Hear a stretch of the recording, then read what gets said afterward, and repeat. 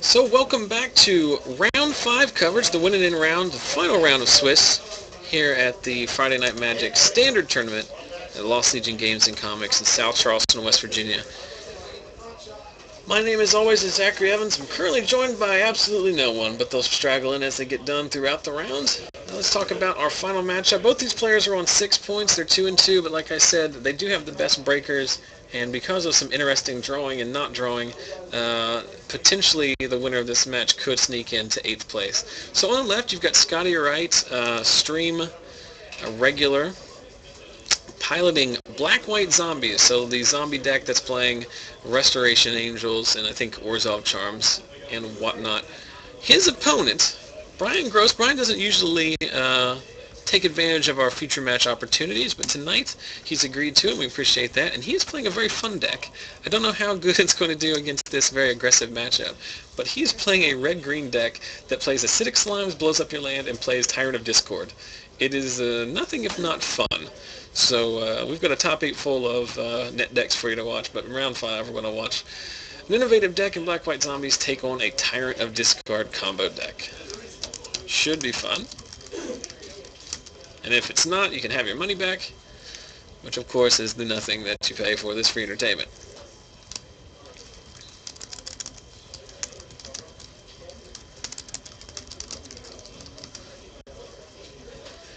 Alright.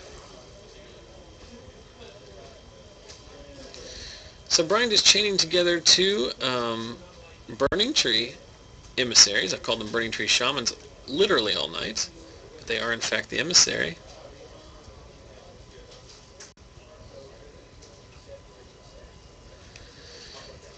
So Scotty on turn 1 Gravecrawler, turn 2 Blood Artist. The Blood Artist is going to make blocking not very profitable, so Brian's just going to go ahead and eat the 2, dropping down to 18. And remember, for those of you watching in the stream, later on this round we'll be doing a random drawing, or not a random drawing, but we'll be giving you the opportunity to win a copy of Thrun the Last Troll.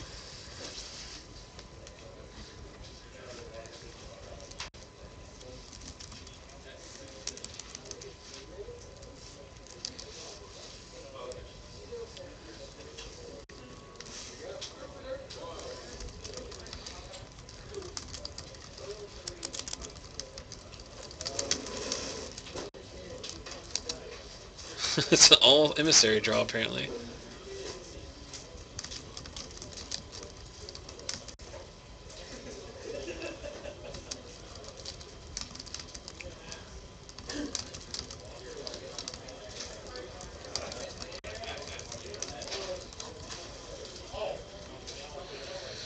So Brian going to pound in there. It's just becoming a good old-fashioned race. There's Midnight Haunting. These black-white decks, which started to pop up just before the Pro Tour, very interesting builds because they're kind of like a little bit tokens, a little bit junk mid-range, a little bit a few control elements in it too. So Brian, frustrated because he's stuck on 2 lands, serving in with all of his creatures. Scotty offering up double, or blocking 1 each spirit token on emissaries. Or thinking about it, I guess.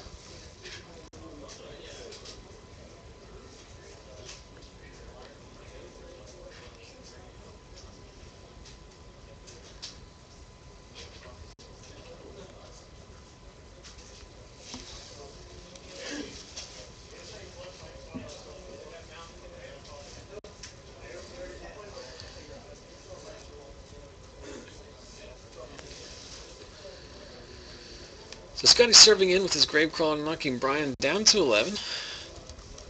All squared up on the life total front, flashing the backside of Lingering Souls back and playing a second Gravecrawler.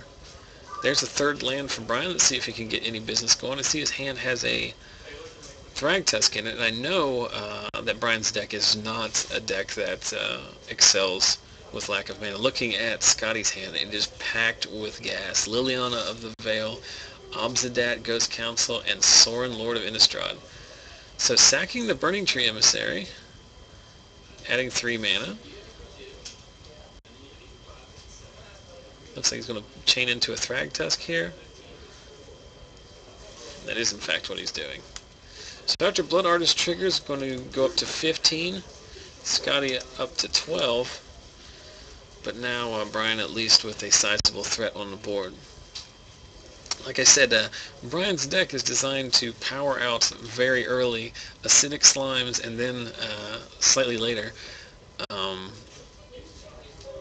Tyrant of Discord, and I believe he's playing Conjurer's Closet to blink those effects. Obviously blinking the Burning Tree Emissary is also very good, and then playing the Infernal Plunge to get there as well. You see the Acidic Slime in his hand.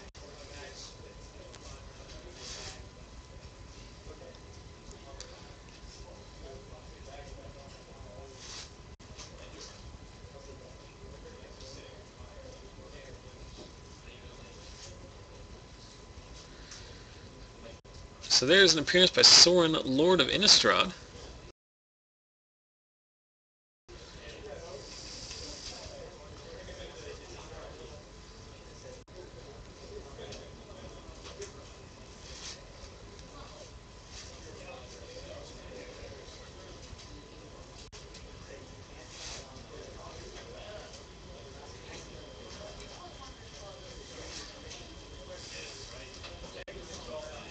You can tell Brian's getting a little frustrated here with the his deck just not being friendly to him. Stuck on 3 lands in a mana-heavy strategy. So Scotty draws, he's got a Blind Obedience now, as well as a Restoration Angel. He's going to play a Liliana.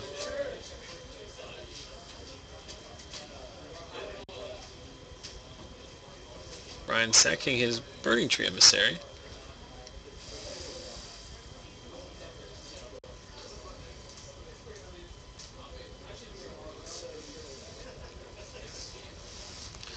So I'm going to extort as well, or when a creature dies rather. Blood Artist triggering. Now he's going to serve in with a bunch of dudes. And Brian's just going to scoop them up, move to game 2. So not the game that we hope to see. We've been very unfortunate tonight seeing several games in which the game has basically been decided by the deck itself failing to produce lands. We've seen a Mold of 4 tonight, multiple other mulligans, and then Brian getting stuck on lands there. So thank you for those of you who are watching. We had relatively low numbers tonight, but I appreciate the dedicated few of you that have been watching.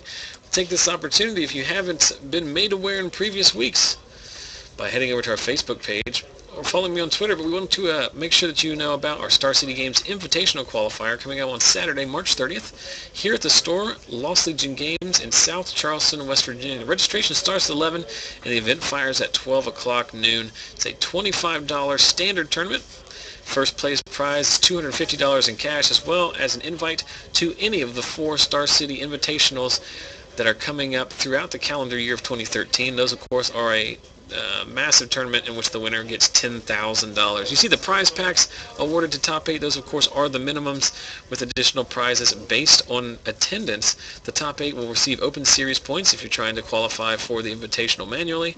Also an exclusive playmat and a top 8 pin, and there will also be random door prizes drawn throughout the event for people who are here and participating. So you can head over to lostlegiongames.com for more information, or you can head over to our Facebook page, facebook.com/ZachSellsMagic. There are multiple links there to the Facebook invite.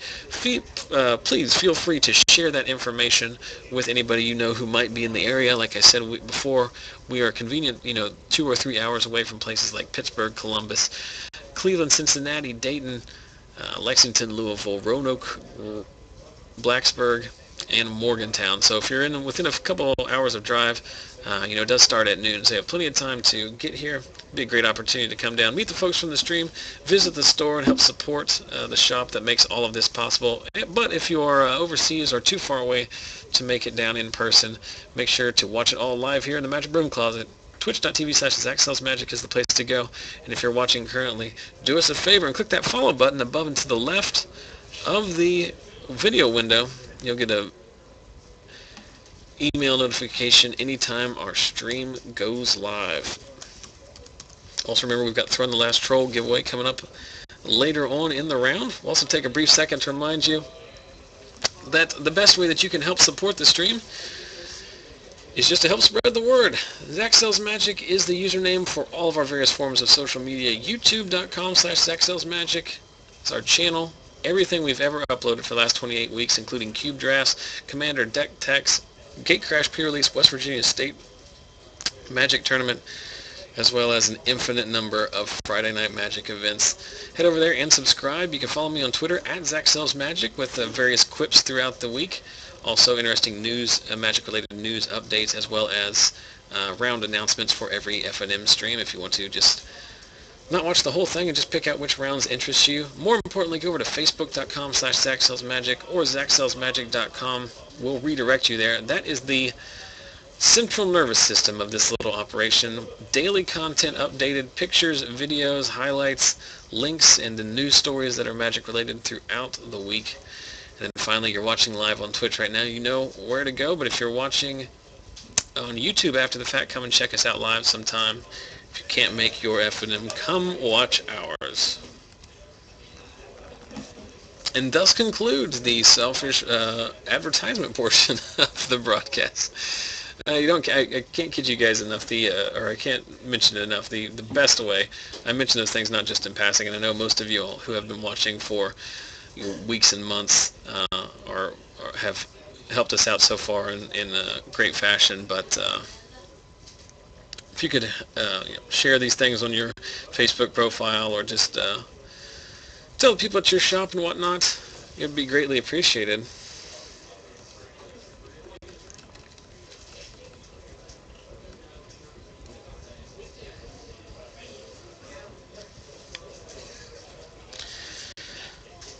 I also posted, I'll bring up a thing about it after the game here too, but I've been posted for the last couple of weeks on our Facebook page. It would be really nice, you guys see us every week, you see our shop, we post pictures, things like that. But it'd be really cool if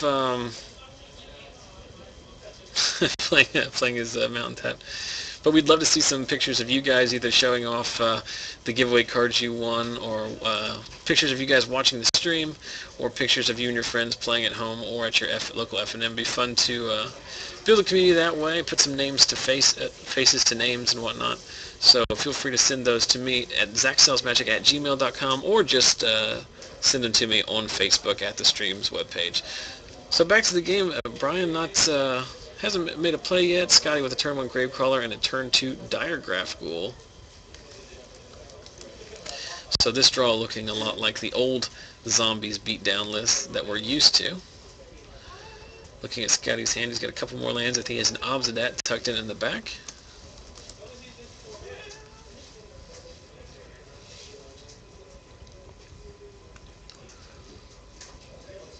Looks like a Blood Artist coming down here.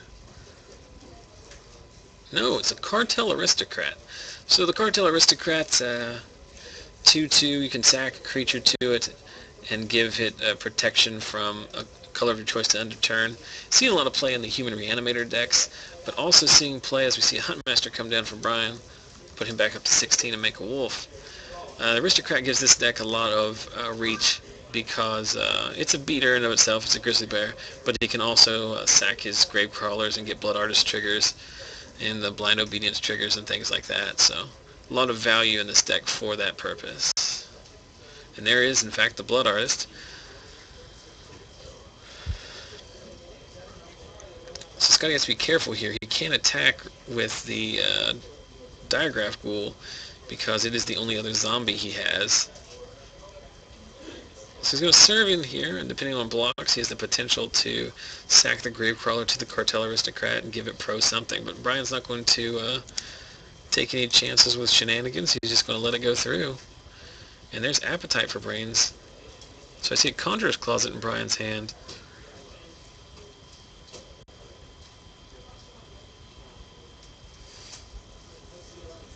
Alright, there you go.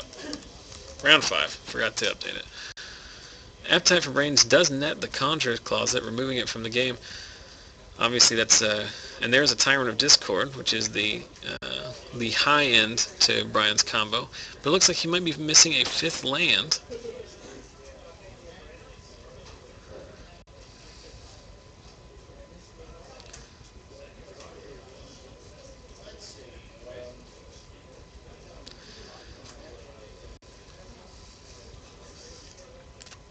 So Brian choosing to not play anything. Huntmaster will flip here. He's going to take out the Blood Artist. Seems like the best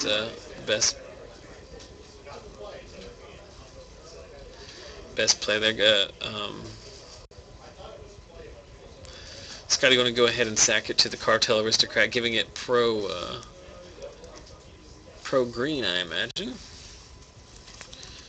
You're going to lose it anyway, so you might as well get the protection on the Aristocrat. Question in the chat, how late it is here at the store. It is 11 o'clock p.m.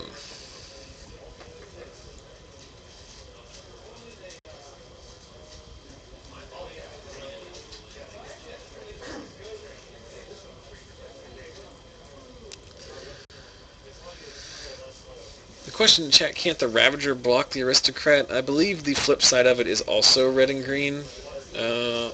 I'll double check that, but I think it still has the same color identity.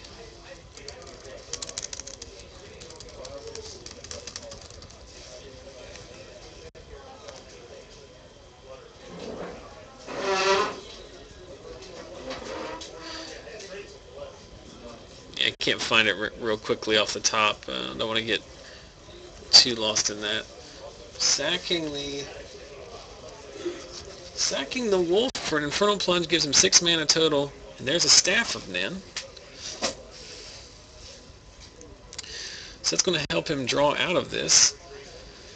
He is at 9 life though, so in a bit of a tricky situation should another Blood Artist make an appearance.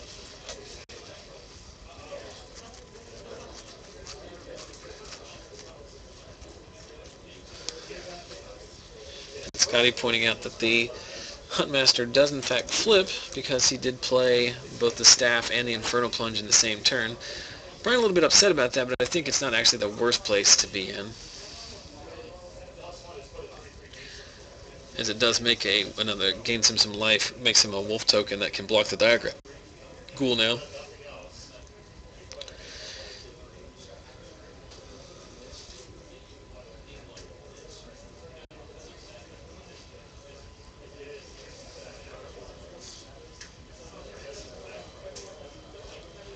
Yeah, so Brian asking, I think he wanted to ping the Gravecrawler before he sacked it, but obviously Scott still has priority. And he would need to have done that during his upkeep or something like that. So he does sneak in there for 2 damage with the pro-green Aristocrat, and he can just slowly eat Brian out in that regard. Just going to go ahead and ping Scott there with the Staff. Let's see if he found another land. I see a Burning Tree Emissary. I'm not sure what the other cards are in his hand. I know he does have a Tyrant of Discord.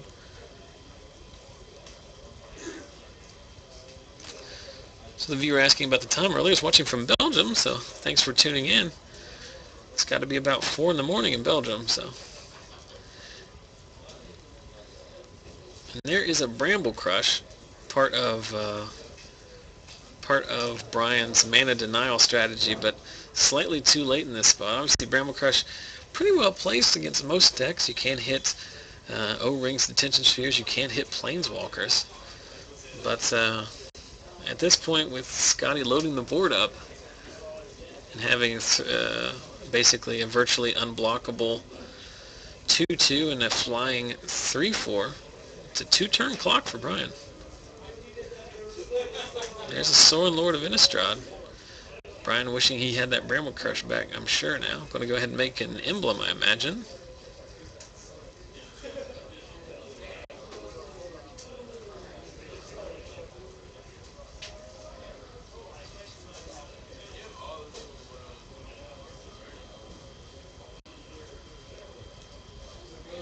Not sure exactly what point of the game we're at here.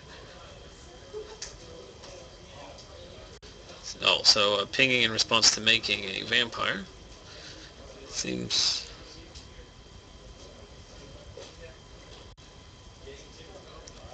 Question about the life total. No, he is at 9 because he did go up to 11 off the Huntmaster, but then he lost 2 last turn to an attack from the Cartel Aristocrat. So Brian down to 4. He's going to need some kind of answer here. There's the land he needed. See a Domri rod in his hand. Not sure if that's going to be enough. Without a flyer, he's facing down. Without a flyer, without a red creature, he's facing down 5 unblockable next turn. So he needs to find some way of dealing with one of those 2 creatures at the top of Scotty's board. Acidic Slime, not going to be good enough.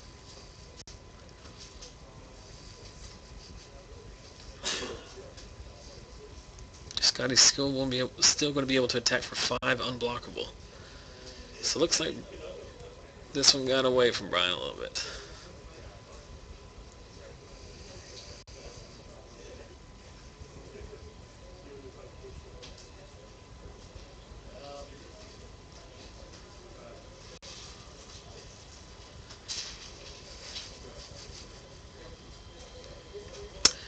So Scotty should be good here. Makes another vampire. Sacking that to the Cartel Aristocrat. Attacking with 3 in the air and 2 pro-green. And that's enough. So congratulations to Scotty Wright. He moves up to 3 and 2, and now desperately hopes that the players above him win and lose as they need to in order for him to sneak into the top 8. So with just over 20 minutes left in the round, we might be able to sneak in another feature match. I'm going to step outside and see if I can find another game to slide under the camera. So stay tuned. We should be right back, hopefully, with more Magic. And Mike played the guy that got paired down. And I thought the other guys that... Yeah, that's the game we watched. Did they play? Maybe that's what happened. Daniel Payne played against JB. Oh, JB won't draw. Yeah, that's why. That makes sense. I don't blame JB. Like, it's his store. Like, you gotta play. Yeah, so there's no other match going on. There's actually one that was, like, perfect. Alec Myers, he's playing, like, Esper Control. He's playing against a guy who's playing, like, American Flash. But the guy playing American Flash I've never seen. I played against him in Huntington. Where's he from? He's from around here. He said he goes to school at Marshall. So he's home for spring break. So Okay. rather than driving. Do you guys know who Jonathan Tincher is? I think I played him. Oh, that's him. That's that guy. Okay. Hold on. Talk amongst yourselves. I gotta give him away this card. Okay. You on this? Are we on the stream? Yeah, you're on the stream. Oh boy. I'm bored. I have nothing Talk to about your deck. What'd you play? Black White Zombies. Terrible cards? They're slightly terrible. It's fun. Good blind obedience in there. Yeah. 2 of them. I'm gonna run 4 of them. Printing is pretty. All 12 of the zombies that you have. Better work than me, I guess. Blood Artist.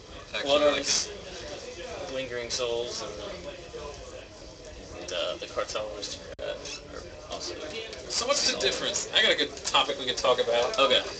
So, like, I think as much as we have, like, people that play Magic here, like, we got, like, I don't know, like, if everyone that plays Magic at FNM all showed up in the same tournament, we'd have, like, I don't know, like about 100 people. I can think of, like, 3 people who play actively on Moto. Me? You're one. Scott Driver does. And then, Vickers does. I mean, not like, he doesn't play, like competitively a lot, but no, but he just, but do you grind on Moto? Yeah. How many, in an average night, how many games of Moto how many matches do you play? Do you just play 2-mans, or do you play, like, the dailies or whatever? No, I usually play dailies. Like, the 2-mans there's really no value in. Like, and so I just play in those to test. Okay. And then otherwise, I try to play dailies. And then if there's no good dailies going on, then I'll play 8-mans. Okay. So what is the difference between the current standard metagame online versus in paper? And before you answer, I'll preface because I know that a lot of times it's fairly similar. It mimics things. But I know sometimes it can be drastically different if there is like a certain deck that is like tier playable enough that's also like really cheap. Because I remember like when I first got back into Magic, Scars just came out. Like the online metagame was like you had to so heavily pre-board and also build your sideboard to beat Quest for the Holy Relic, you know, and like and I think there's like, I think there was like the Vengefying Quest, like Yeah, you'll watch streams and see, like I watch a lot of Ida Prosek stream and he's like, you have to be ready to play, like playing Legacy, you have to be ready to play against Mono Red. Right. It's like the queues usually fire with the minimum number of people, and then like quarter of them are playing Mono Red. Right. Because it's the cheapest day. Right. That's why I've whined about this numerous times, but like when they banned Seething Song, which I think was a joke, like one of the stats that they quoted was that it was the most commonly played deck on Magic Online, but it also cost like a nickel, didn't it? Like it was like super cheap compared to like Jund and like Junk and all the other Tarmogoyf and Snapcaster decks. What's Snapcaster Online? What's it cost? I don't know. I got mine back when it came out. Are they fairly expensive? I don't think so. Okay. It's usually like half of whatever it is in paper. Is a pretty good guesstimate to. What causes a card in digital form to cross that? Does it have to be a mythic? Like, what do you mean, to be worth more than the paper version? Or at least comparable? Isn't that the high line when a card is worth as much digitally as it is on paper? It comes close. Like Reckoner was pretty close right after the Pro Tour. Mm-hmm. Like the prices are probably pretty similar. Like for 2 to 3 weeks after the set comes out, and then what ends up happening is it's kind of flooded with the cards online because you can't get them out. Right. Because so the prices all drop. Do you redeem? I've thought about it, but Have you seen the redemption? Like they're jacking up redemption prices. 25. Yeah. It's not like unreasonable, but like it comparatively, like it's a massive jump up. Yeah. I've never messed with it. Like I run 2 bots on there, but I haven't. It takes effort. It's like I just like that I can go to my sell bot and take tickets off of it and get whatever I need. Right. Mess with it, but. Well, it's interesting because like I know you like we were talking about before, like you normally don't usually play at the FNMs because you're mostly not mostly in paper, but like I just think it's interesting because there's like that massive disconnect between like prices, which is like not an, I know Magic's a game and stuff, but like obviously like secondary market prices are a huge factor in like what you can and can't play or what people have and don't have, and it's like just so drastically different. Buy, selling, and trading is like massively different too. And like when you come into FNM, like you don't have to consider like what event am I going to play. Like you come to FNM, occasionally there'll be like a Star City thing that's regional you could go to, a Grand Prix or something like that. But on like Moto, you can like you said, like you can play like different events that have different EV. Like I know like do they still do 4-pack sealeds? They've taken those down. Because those were always like the most lucrative things you could do with cracking your packs, and like I don't know, and it's interesting too because when they like bring back like old format drafts, like when they had like the ONS drafts or like the didn't they have like last summer they had like Onslaught brought drafts again, and like or those the packs that they were rewarding for the first cube. Yeah, the way it typically goes is they have some kind of rotation as for what the old draft format is. I think there's always one online. I might be wrong on that, but like when this, and then like I remember one time they had like the Moto draft, like cube draft, and like they were awarding in old packs, and those old packs just like went down to like first of all the value in like you're paying an arm and a leg to cube draft to begin with, because they know people will pay to do it because it's fun, but then like the prizes that you win, like they just like deflate so much because they just flood the market with them. The packs are only worth anything if it's the week, because they have the tournaments that are no pack buy-ins, where you just buy in with tickets, and then they have tournaments that are no ticket buy-ins, so you just have to have the 3 packs to get in. And so, if it has to be... Is that called Nix Ticks? Nix Ticks, yeah. It has to be Nix Ticks weeks for Pro Play. Your packs to be worth anything. Nailed it. I'm basically like run the world of Magic, so I'm pretty good. Snapcaster is $7.13 on MTGO Traders. Are they like the biggest buyer and seller on Moto? There's a few. They might be bigger than Marlin now, but he's the one I always deal with. Does Medina still have a bot on there? I have no idea. Okay. do a lot of not caring. I don't care when I'm going to buy a whole bunch of stuff, and if I lose out on 2 tickets, then whatever. I think it's very interesting. I specifically don't play Moto because prior to Black Friday, I was playing like 110,000 hands of poker a day. And the same thing will happen. I will just like go home and I'll just be like, I was playing some Moto, and then just like it's 12 o'clock at night, and I'm like, whoops, there goes my entire day. Because I know that will happen. I haven't thought about it in the past though, especially like since we're doing like streaming stuff like that. Like that's the only way you can really develop like a solid viewership is to like broadcast multiple times a week, and like you can't broadcast a paper tournament multiple times a week. Well, you can, but logistically it's a nightmare. I don't know, people might want to see our 6-player legacy events with 2 kitchen table decks from 2002. It's a nightmare. But if you go back to where you started, like the standard meta game online against paper, online it's like in the first 2 rounds you're probably going to play against mono red or the Saito deck. Like you probably have like a 75% chance of playing them. Is it cheap online? For the most part. Like, or is it just because like your average Moto player just like is just an aggressive? Is it like just a common personality archetype? I'm sure there's always a few of those people. For the most part, I'd say it's just because it's cheap. But I would think a deck like that would be easier to play online versus like maybe something like Flash. Almost every deck is easier to play online because it reminds you to do stuff. It's hard to miss a trigger online. I guess that's true.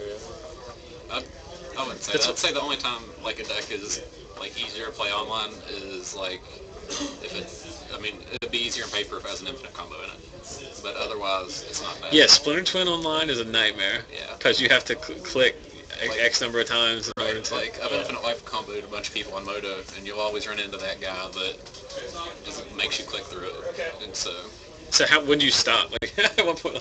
I usually went up to about 600. Like, I had this one really awkward match with a guy to where it was like I was comboing him, and he obviously wasn't going to quit. And 3. so I was just like, all right, I'm going to like auto yield to the triggers and then just click as fast as I can until I hit the 12-minute mark. And once I get to 12 minutes, I'm going to start playing again because you risk getting timed out. Right. Time is a factor. So I got up to about 600 some life, and he was playing. I call it like the good aristocrats deck. Like aristocrats now, I think it's just bad, but it's like the black, white, red deck with like Osmodat and Aurelios, and so it's like he has like 20 power guys out and a Vault to the Archangel. So it's like, oh wow, you're hitting me for like 20 a turn and gaining 20. So I have to get enough out here to overwhelm your 20 points of life. Right. Assemble the Legion got him. But it's ridiculous. Oh my. I'm glad you lost. Yeah, I always think it's funny too, like when Eggs was popular in Modern, like after Sifka won the Pro Tour with it, and of course like every like weekend warrior is like, oh, I'm going to build Eggs because I'm just as good as like a chess grandmaster, or at least not, yeah, he's not like grandmaster, but he's like super good, and like he plays the deck like you're like a robot, like he's very good at it. It's actually, people were like bored to tears. I was like, I enjoyed watching it because I mean it's one thing to watch someone who knows what they're doing combo well, like it's just kind of like a very fluid motion, but like a lot of times the reason the game goes on for so long is because the opponent just like refuses to concede. It's like it doesn't have to go on for 30 minutes. Like it's like that in Legacy too, when it's like the high tide players going for their 5 turns last 30 minutes or whatever, so the whole turn down. Most of the time their opponent knows they're dead. Like there's a point at which the chances of whiffing are almost impossible. Like if you show him a hand of turnabouts and meditates and another time spiral, like there's no point in keep going. But like people just won't do it. Get that chance to Mike Longham. You remember that story? Yes. The infamous... the sigh. Yeah. Sigh, come on, guy, you're making me do it. This drain life was already gone. Yeah, Spark Justice. We're showing our Magic age in the room. I think the 3 players, other than if we had JB in here, we'd have the oldest 4 players in the game, but in terms of play length. But back in one of the very first Pro Tours, it was in Paris. It was the Pro Tour that that basically the first combo deck that ever worked well enough to be like tier 1. It was an old combo deck piloted by Mike Long, who was like the resident bad boy of Magic because he's like, I don't know, he's a dick, and he's not, he's questionable about cheating and not cheating, but at the time he was playing a deck that used Cadaverous Blooms and Squandered Resources and Prosperity. So basically what you would do is you would Squandered Resources lets you sack lands for mana, and then Prosperity lets you draw cards. It's like a Brain Geyser, and then Cadaverous Bloom lets you discard cards for mana, and it was sacking them for multiple. You discard for 2 mana, 2 green or 2 black, I think you choose. So basically you just, once you get your combo in play, you just make a bunch of mana, draw a bunch of cards, make even more mana, draw another Prosperity, chain it together, and then eventually you just have 1 Drain Life in your deck. And Drain Life is like a black fireball from back in the day, and then you would just kill them with it, because no one was playing counterspells at the time, because it just wasn't good in that metagame. And so the point that daves me is that, like, in the top, this is the final match of the Pro Tour against like he's always close on the Hall of Fame ballot, Mark Justice. He's like former national champion, world's competitor. Also of ethical. Also, yes, all the old players were really, because they realized, hey, we're playing in this tournament with a bunch of teenagers. We can take advantage of this. And we get to handle our own deck. Yes, but basically he had to, in order to combo off, he didn't draw enough cards, and he had to discard his Drain Life, the only copy he had, for mana, and that's his win condition. So he had no ways of winning the game. And like Dave said, he basically just Jedi mind tricked him. He was just like, do I have to keep going through this? Like, clearly I've won. And Justice didn't know that it was his only copy, so like conceded. When Justice was also playing a deck that Mike Long had built. Yes. Black-red piece on Mike Long was a very good deck builder, but not Mike Long is now very active in the pickup artist community, and I believe is married to a male order.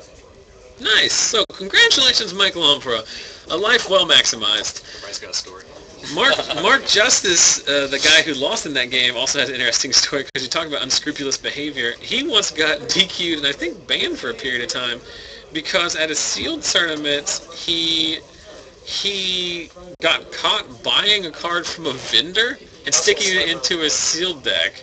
And then, like, when they basically caught him doing it, like, basically, I think someone turned him in or something. They somehow figured it out. He said, oh, no, I just bought a replacement because the one that was in my pool was damaged. And he's like, well, where is he? He's like, well, I threw it in the trash. And he said, so they're like, all right, we'll go find it and we won't DQ it. And so they volunteered to, like, the judging staff said, we'll go help you dig through the trash can. And he's just like, no, whatever, just DQ. Because he clearly is lying. You know what I mean? Just think it was funny. I think by then they might have been PT stamping. Huh? I think they might have been putting the Pro Tour stamps on the cards. Because I think it might have been, was it Rochester or Booster? I do not remember. I think it was just sealed. I can't remember. But I just know it's just like, but you can get away with that stuff, even at that high level. Times have changed. You cannot do that now. Now if like somebody cheats, it's like this monumental event, and like everybody talks about it. It's like in the Pro Tour. It's like, well, that guy he cheated for. When you have the balls to cheat on camera, like Edgar Flores and like Alex Bertoncini did, you're just a habitual cheater. Like you're pathological liar. Yeah. But like I remember the Pro Tour, like Melissa DeTora in one game played 2 lands in one turn. Like she did, and they didn't catch it. And I was like, did you see her cheat in the Pro Tour? I'm like, it was that game state at which like everyone has like 40 lands out, and it's just like, oh no, she cheated by forgetting if she played a land. Like give me a break. What's everybody's records in here? I'm undefeated. 3-2. 3-2. 3-0-2. 4-1. 4-1. Had to play. Yeah. Took it down. He's gonna get in the top seed. He's gonna play. He'll choose to play first and play draw rule. That doesn't work. This has been one of the longest FNMs we've ever had. It's 11:30, and we haven't even finished round 5. This is one of those weeks where I imagine chopping the top 4 is very likely to happen because it's just a time thing. We've had some tournaments where we've started the top 8 like at 10:30. Like if you just like blast through it. That's what's awesome about our Wednesday night Modern and Legacy tournaments, especially Legacy. Like, we can have like a 3 or 4 round Legacy tournament in 2 hours because it's just like everybody's done, just move on to the next round. Also, all the games that I'm involved in end so quick. I either lose or win. What is this week? Modern. It's Modern.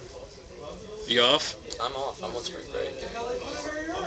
I'll probably be here. I don't know if I'll be playing on Modern deck. Are y'all all doing Pittsburgh. Yes. Be there. You're going? Yeah. How did I not know this? Jonathan, Brandon, and I are going up with him. For the whole time? Definitely Saturday. I think we're driving up Friday to Morgantown, staying the night there. Oh yeah, it's it. You can have baseball operations in Morgantown. It's only an hour 15, hour 30 away. Go up for Saturday. I mean, I don't know us- if anybody in our car is playing. Us real hardliners, we go for the whole weekend. We just, I'm not good at the Sunday PTQ, though, the one in Columbus, Lexington. There's a PTQ at the home shop of a friend of mine up in Erie this week as well. They're expecting over 100 for that. Second place for that one is 3 boxes. Columbus is brutal. Pretty good. If there's ever anywhere to go on a weekend other than Columbus, I mean, it's huge there and it's filled with ringers. And it's just pointless to do these tournaments. Somebody in the chat is going to someone going to Pittsburgh. So, of course, if anyone is going to Pittsburgh, make sure you let me know. It'd be fun to meet up with everyone up there. Yeah. You gonna be playing? Yep. Around those sealed for a week. No. I have no interest in playing sealed deck. I could just stay here, light $40 on fire, and save the gas money. I'll be up there just for. So what was the final tally? 2-3? Oh, 2-3 shit. I was 2-3. Oh well. Did you have fun though? I had a blast. I'm probably coming back next week. That's all that matters. It's a lot of fun. Not too long a drive. Give away 33. the final 2 yet? Huh? Did you give away the final 2? I drew this one. Zach Vilianco won this one. And I have not given away the last one on the stream. I need to figure out another fun trivia question to ask the stream so that the winner can get this. What was the first trivia question? Was what week of broadcast is this? Do you know? I do not. You don't even want to guess? I'm sorry. Here's a hint. It's more than 4. Oh, yeah. You have them name all the top 8s of the semi-major tournaments made. You could, yeah. I'm trying to ask a question that's like, because I can think of tons of trivia question. 12th week? We started, don't know when you're an you started. accountant. August 31st. August Okay, 31st. August? Oh, jeez, yeah. Remember, this is not for, no one's going to win anything. This has already been given away. This is just for my ability, this is my chance to needle Scotty once more for something. Yeah. My brain's not working. 28 28. weeks. But I'm trying to think of something, because like I have a ton of questions that are like based on like stream trivia, like who was the first person to do this or something that happened or whatever. But that only rewards people who have been watching since the duration. Where I'm trying to like reward anybody who's watching. Here, I'm trying to think of an interesting question that pertains to the general Magic populace. Oh, let's do this question. Earlier tonight, I mentioned how I was, well, I don't know if I mentioned it on stream, but if anyone follows me throughout the week, I was very excited this week because there's only one Magic celebrity, pseudo-celebrity, that I was ever interested in, like, meeting or having. My goal was to get them to follow me on Twitter. And this week I finally achieved that goal. It's the person who hosts the yeah, the answer's already been given in the chat. I feel that's like unfair too, because like that. Well, if you think about it, because I forgot I mentioned that on Twitter. So if he follows me on Twitter, so I'll have to give Spikeman something else on the side. I didn't come prepared with like things to give away, because normally I'm just like, go to Facebook and do this. Because I'm trying to find something that's not biased towards people who've been watching since the dawn of time. You know what I mean? Because it doesn't encourage new. So I will reward Spikeman with something, but that's another good question. Abe Lincoln. It was Abe Lincoln. Abe Lincoln, Spikeman referencing, I posted on Facebook because, did you see that? At some point last week, it always sends me an email notification when anybody starts following me on YouTube, like somebody subscribed to you, and the person's username was Abraham Lincoln. So I just had this email that says, Abraham Lincoln is following you on YouTube. So that's very important, I mean. So, I'm just mean. Somebody just said I'm mean. What's a good Magic piece of Magic trivia?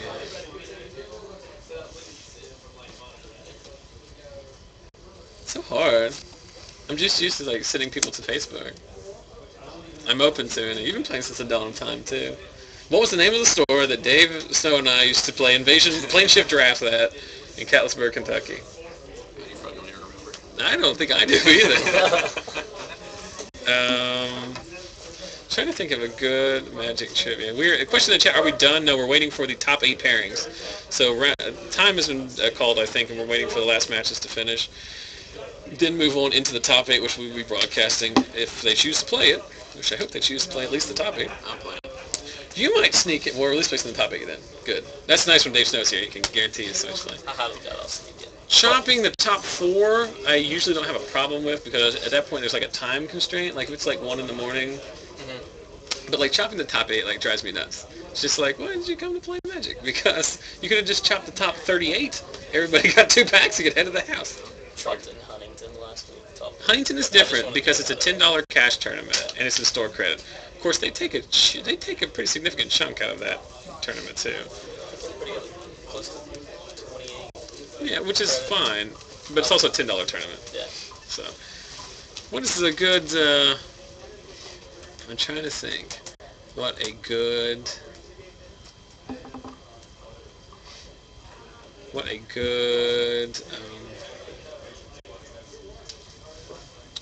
Oh, here's a good one. So there are 2 Grand Prix this week. I mentioned it earlier in the stream. One is in San Diego. The other one is in Europe. What city in Europe is the current Grand Prix taking place? The winner, first one to answer in the chat, will win. Throw in the last troll. He won again. All right, this time I have to give it to Spike Mill, I guess. It is Utrecht. Where is Utrecht? Is it in Poland? I've never heard of it. Utrecht. No, I went to. So congratulations to Spike Mill. He did get it. So and I don't feel as bad because he won fair and square that time. Because that one was not a specific to Utrecht. Or is that in? The Ukraine? Oh, it's in the Netherlands. Der Nederlands.